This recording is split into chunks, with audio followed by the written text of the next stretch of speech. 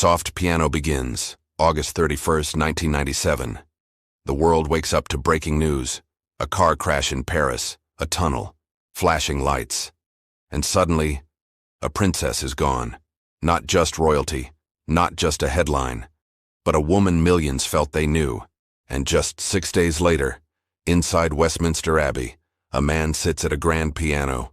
He looks down, he changes the lyrics, and sings goodbye.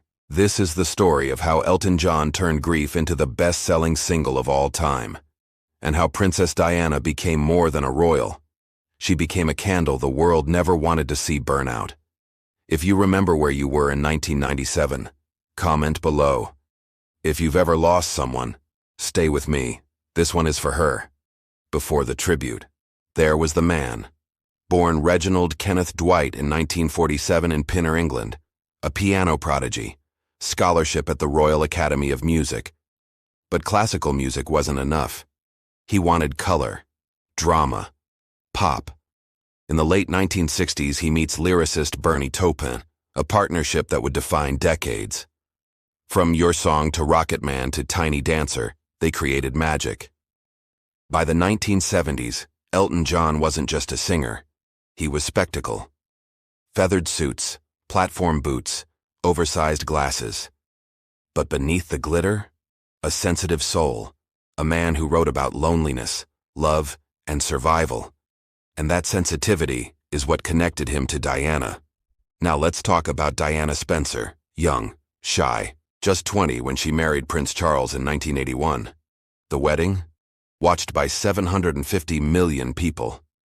But behind palace walls, her life was not a fairy tale. She battled mental health struggles, relentless public scrutiny, and an unraveling marriage. Yet she never stopped showing compassion. She hugged AIDS patients when others were afraid to even touch them. She walked through landmine fields to raise awareness. She broke royal protocol because she led with her heart. That's why people loved her. Not because she was perfect, but because she was human. And Elton John? He saw that humanity up close. They became friends in the 1980s through charity work, especially AIDS advocacy. They even had disagreements, real ones. But real friends do. And when she died, Elton was devastated. August 31st, 1997. Diana dies in a car crash in the Pont de l'Alma tunnel in Paris. The world froze. Flowers piled high outside Kensington Palace. Strangers cried in the streets. The royal family remained silent for days, and public tension grew. The funeral was set for September 6th. Elton John was asked to perform. But not just any song. He chose Candle in the Wind, originally written in 1973 about Marilyn Monroe, a song about a fragile star consumed by fame. But this time, the lyrics would change. Goodbye, England's Rose. That first line. And the world broke. He rewrote it with Bernie Taupin specifically for Diana. Not as royalty, but as a symbol of grace under pressure. When Elton sang at Westminster Abbey, he performed it once. Just once. He promised never to perform that version live again. Why? Because it belonged to her. The single was released weeks later, and it became the fastest-selling single in history. Over 33 million copies sold. All proceeds were donated to the Diana Princess of Wales Memorial Fund. It wasn't just a song, it was global mourning and melody. So why does this song still matter so much? Candle in the Wind, 1997 captured something rare.